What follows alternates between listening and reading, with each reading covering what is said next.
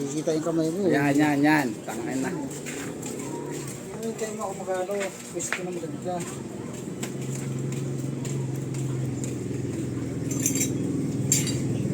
Ay, baka malayo mo ka. Uwas o. Basta ako bahala dyan. Tangin na.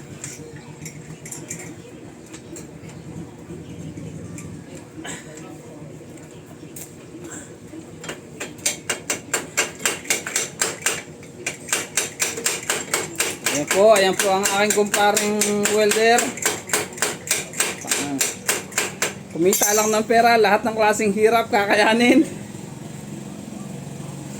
Tignan nyo naman po yung kanyang posisyon.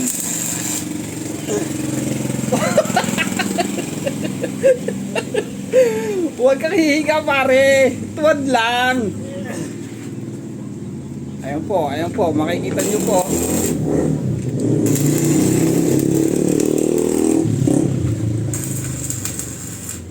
Ayan po ang favorite ng posisyon ng karamihan. Hindi, tinahin nyo na ako sa puwet. Ayan po ang aking kumpare. Kita nyo naman po yung posisyon. Nakatugod po isang kamay sa simento. Habang yung isa ay bibira ng hinang. Yan po ang mga professional na welder.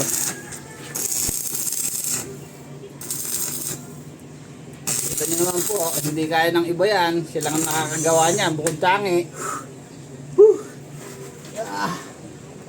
Basti lang. Aray ko.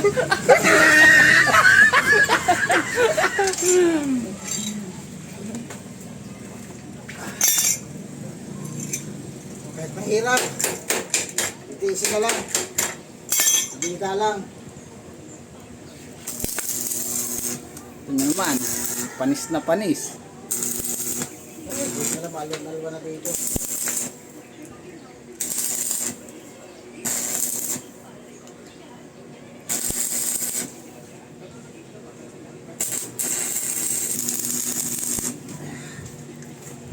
Yan.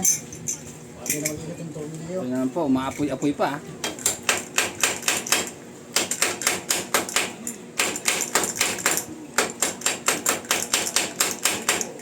Kulang pa rin. Kulang pa tayo isa. Sangrad. Nabitin pa. Ito. Nabitin pa ang ating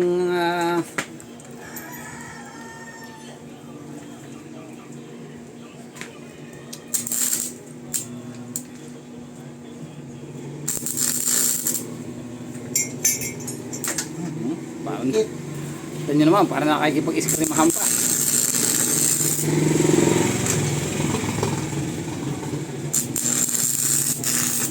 Papala ko na lang dito para ganito talaga yung Granda 6011. Madikit. Ito nyo naman po, yan, lahat ng klaseng paraan.